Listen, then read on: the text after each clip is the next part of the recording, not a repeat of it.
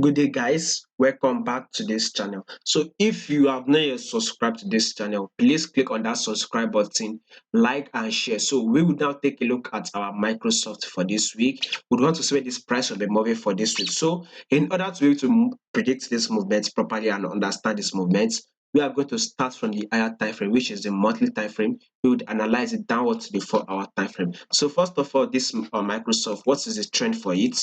We clearly can see that this is a bearish move. We are seeing a lower lows and a lower highs. Clearly, you can know that this Microsoft is dropping. Secondly, is that I've included this 10 period moving average. Now, those of you that trade this moving average, you all know that once this price is above this moving average, it is a long movement. We have to consider to go bullish buy, right? But once this price finally drops and breaks below this 10 period moving average, you have to consider to look for you to short, right, on this Microsoft, right? So we can clearly see that this Microsoft has now dropped and it has now broken below our 10 period moving average. So that is to tell that we are to short on our Microsoft. So we will consider this as a drop here. Here would now be taken as a correction, a new lows. We would now consider this as a correction, right? A new lows. Guess what has happened after the new lows? We are having a correction again. So you will take a look at this month, right? For the month of November, we actually opened and closed bullish. Though price drops, further right, it drops to a level of 212, which is 212. Then price later corrected itself, and now it's currently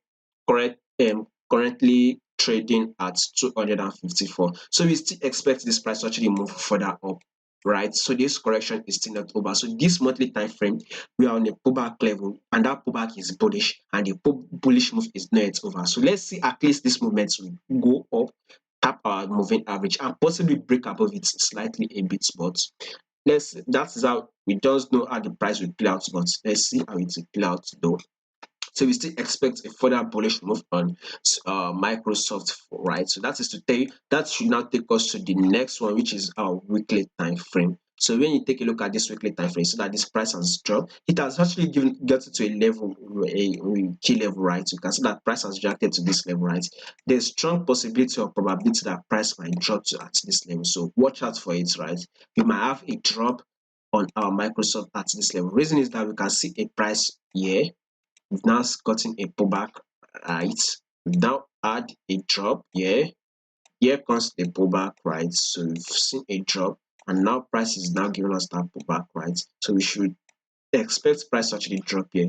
And again, coupled with the fact that price has reacted to this level, right? If you are following this channel consistently, I do say it that once price has reacted to a level previously multiple times and price gets to that same level, there's strong possibility or a probability that price will definitely react at that same level. So price has gotten to this level.